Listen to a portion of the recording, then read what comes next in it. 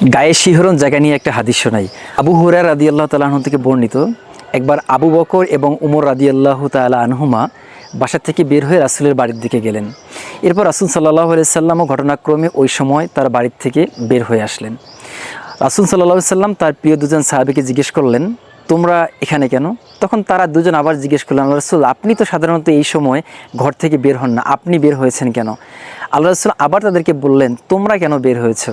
তখন তারা দুজন বললেন, ইয়া রাসূলুল্লাহ, সত্যি কথা বলতে আমরা ক্ষুধার জ্বালায় ঘরে থাকতে পারিনি, তাই বের হয়েছি। তখন রাসূল সাল্লাল্লাহু আলাইহি সাল্লাম বললেন, সে আল্লাহর শপথ, যার হাতে আমার প্রাণ, মুহাম্মদের চুলায় 7 দিন ধরে আগুন জ্বলে না। তখন তারা তিনজন মিলে এক আনসারি সাহাবীর বাসায় গেলেন। বাসায় পৌঁছানোর আগেই সাহাবীর স্ত্রী তাদেরকে আহলান সাহলান স্বাগতম জানিয়ে বাসায় বসতে দিলেন, যদিও তিনি প্রথমে চিনতে পারেন নাই মেহমানদেরকে। আল্লাহ রাসূল তখন সেই আনসারি সাহাবীর স্ত্রীকে জিজ্ঞেস করলেন, তোমার স্বামী কোথায়? তখন তিনি বললেন, আমার স্বামী আমাদের জন্য মিষ্টি পানি আনতে গেছেন। এরপর যখন সেই সাহাবী বাড়িতে আসলেন, আসার পর তিনি একদম আনন্দে আত্মহারা হয়ে গেলেন যে তার ঘরে না চাইতেই বিশ্বের সর্বশ্রেষ্ঠ 3 জন মেহমান উপস্থিত হয়ে আছেন। জাস্ট একটু চিন্তা করুন, ওই সময়টা আপনি কি করতেন? রাসূল সাল্লাল্লাহু আলাইহি সাল্লাম তার 2 জন প্রিয় সাহাবী নিয়ে আপনার ঘরে বসে আছেন। জাস্ট ইমাজিন আপনি কি করতেন।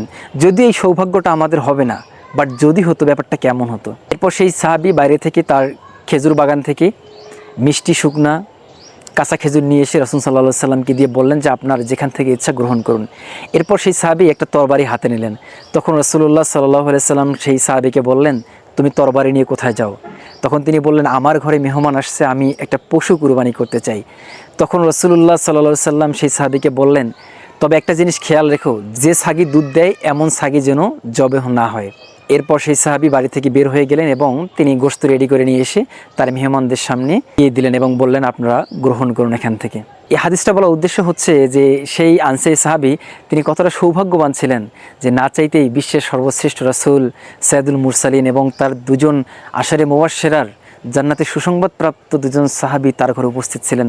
তার জন্য ব্যাপারটা কতটা সৌভাগ্যের ছিল।